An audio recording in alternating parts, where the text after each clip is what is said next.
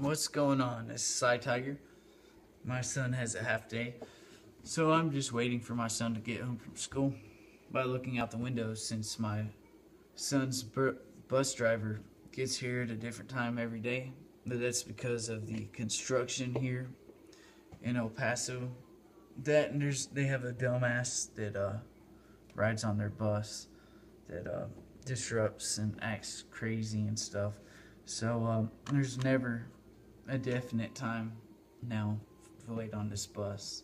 So I'm just sitting here skipping the bullshit. Had a migraine, and I'm just admiring my underfolder right now. Now, I guess some of y'all liked my video that I made last night. I just kind of did it on the fly late last night about the demonic experience with a bunch of horned demons in my mom's room and shit. That was pretty trippy, but yeah, that was really fucking weird.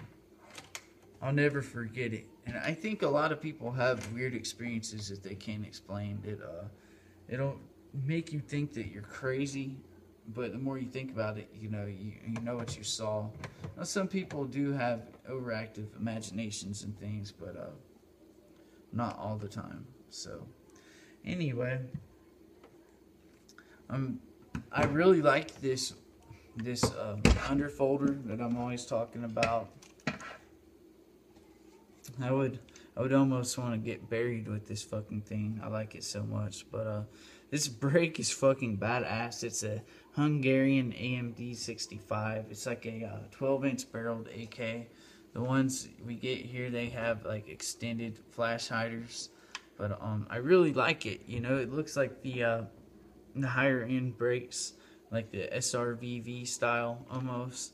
By the way it looks. But it seems like the Eastern European and Russian guys know a thing or two about muzzle brakes. I never liked them until I got into AKs and for rapid fire and stuff. I guess it's good to have. I need to get a flash suppressor or two though, just to have in case I really do have to go on some shit. It's a fantasy missions or whatever. So I got the sling on there. It's a Hungarian sling as well, because that's what they had. I wanted a good leather sling, and I like these slings. They're comfortable, actually. And it's not too rat fucked either. It's not that ragged. So anyway, right now I have the PDX-1 120 grain hollow points. PDX-1 series is pretty nice, actually. So I think it's good ammo. I have the the Balkan wood. I guess it's from the Serbian war, the shit with Kosovo or whatever, but it still really smells good. I got most of the Cosmoline that's bad off. My paint job is very ghetto. I don't give a shit. It'll probably start melting off once I shoot it anyway. But man, I love underfolders, dude. I think I almost have a thing for AKs, since they can have collapsible or folding stocks and crap. I almost feel like, why not? You know, I have three models that have fixed stocks: the Vepr, the Wasser, and the C39. And then I have a side folder and an underfolder. But I really like them, man.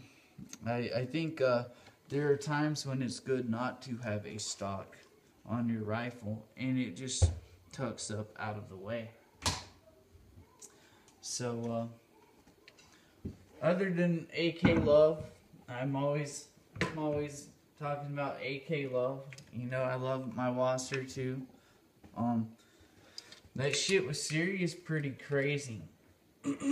Now, I don't even care when they bang and hit. This Syrian war shit is pretty fucked up. Now, I'm not a political science major like my brother, and everyone tells me I should go get a history degree since I like it so much. But one thing I do know, if I like to study prophecy, Islamic prophecy. I have an interest in Shia Islam just because it's so weird, I guess. And supposedly before Armageddon, there's going to be black flags coming from Khorasan, which is around Afghanistan and Iran. And supposedly, I wonder if it means the black flags of ISIS. Well, supposedly all the Muslims are supposed to join the ISIS guys, and it'll be a caliphate unlike any other time, better than the Ottomans, blah, blah, blah. But a lot of Islamic prophecy has come to pass in the last few years, and it's really strange, such as the big-ass buildings in Bahrain and Qatar, and the Romans parking their horses on both sides of the Tigris and Euphrates, like the invasion of Iraq, the U.S. invasion, or NATO invasion. A bunch of, all kinds of prophecies. You can look it up if you don't believe me. A lot of prophecies have been fulfilled through the Muslim pipeline. And the thing about Russia and the United States is it almost strikes me as Gog and Magog. My understanding is that Gog and Magog were Nephilim giants in the Old Testament. And when they mention them, I believe it's Daniel and Ezekiel. And I know Revelation, I'm pretty damn sure it mentions it as well. I'm almost 90% sure of it first being mentioned in Daniel. But the Gog and Magog, I wonder, now I don't know anything, first of all, but I feel like it may be the United States and Russia. I don't know. But supposedly there's going to be this battle of Gog and Magog. So, and the whole, I forgot which one, Gog or Magog. One of them represents literally Iran all the way to the Scythians or whatever, the Russians that we know of today. Like seriously, that whole area. It's kind of interesting how they're kind of, I believe the Assyrians are also thrown in that whole kingdom. So I wonder if it really is, that whole Russian-Iranian coalition with Syria. I don't know. Now, one thing I do know is Syria, I think Assad is a Shiite guy. He's not very devout, I'm sure. But Iran is a Shiite nation, and Hezbollah is Shiite. Now, these ISIS guys are Sunni. And Sunni, it's like Wahhabis. Al-Qaeda was Wahhabi, really fundamental. They believe in the Islamic law and everything, and they're two totally different dudes, the Sunni and Wahhabi and the Shiites.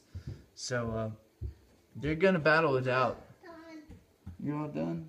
The thing to worry about is when they start joining together, follow the black flag, and start rolling into Israel, and especially if they start fucking up Saudi Arabia. That's when I think you gotta watch out, because that's supposedly Israel and Damascus, Syria. They believe Jesus Christ will come back, and Saudi Arabia around Mecca and Medina. But if you start seeing black flags around there, that's when I think shit's about to cook off. So yeah, that's all I wanted to say. This probably didn't even fucking make sense, but thanks for listening and take care.